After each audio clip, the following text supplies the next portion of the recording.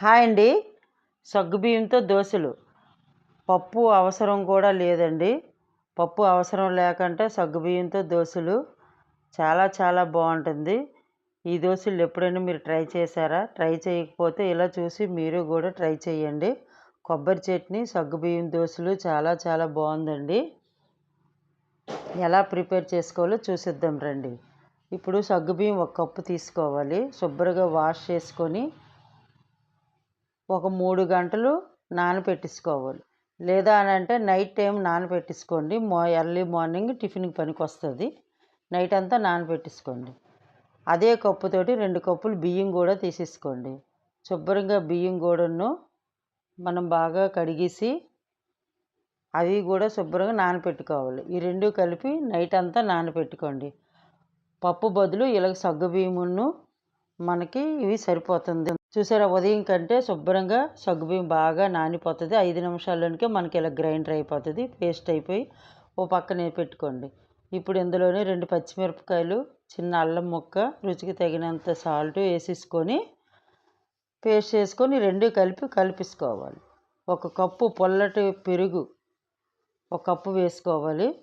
చిటికెడు వంట సోడా వేసుకోవాలి. రుచికి తగినంత సాల్ట్ వేసుకోవాలి. ఇదంతా కూడా ఇలాగ శుభ్రంగా కలిపేసుకొని ఒక 5 నిమిషాలే చాలు. మూత పెట్టేయాలి, ఎక్కువసేపు అవసరం లేదు. ఇలా మూత పెట్టేసి దోశలు ఇలా వేసేసుకోవాలి. ఇలా దోశల పెనంతో చూసారా, దోశలు మనం మినపప్పు రుబ్బుతో వేసిన దోశలాగే ఇలాగ సన్నంగా చాలా చాలా బాగుంటాయి. ఆ దోశల కంటే ఇలా సగ్గుబియ్యంతో దోశలు ఇంకా బాగుంటుందండి. ఇలా పైన అంతా కొంచెం ఆయిల్ వేసేసుకోవాలి. మీరు ఎలా నచ్చినా అలాగ వస్తాయి దోశలు. ఇప్పుడు మనం పైన మళ్ళీ తిప్ప అవసరం లేదు. ఇలాగ దోశలన్నీ కూడా మనం ఇలా వేసేసుకోండి. ఇప్పుడు చట్నీకి ప్రిపేర్ చేసుకోవాలి. పచ్చిమిరపకాయలు, కొంచెం అల్లం, కొంచెం జీలకర్ర, 1 కప్పు కొబ్బరి ముక్కలు, కొంచెం ఆయిల్ వేసుకొని ఇది కూడా ఇలాగ దోరగా వేపించుకోవాలి. ఇప్పుడు కొంచెం పుట్నాల పప్పు కూడా మనం ఒక 1/2 కప్పు వేసుకోవాలి. 2-3 వెల్లుల్లి రెమ్మలు, కొంచెం కరివేపాకు, ఇదంతా కలిపి శుభ్రంగా ఇలా మనం కలిపేసుకొని ఇలాగ చట్నీ చేసుకోవాలి. మీకు నచ్చితే చింతపండు వేసుకోండి, లేదనంటే అవసరం లేదు.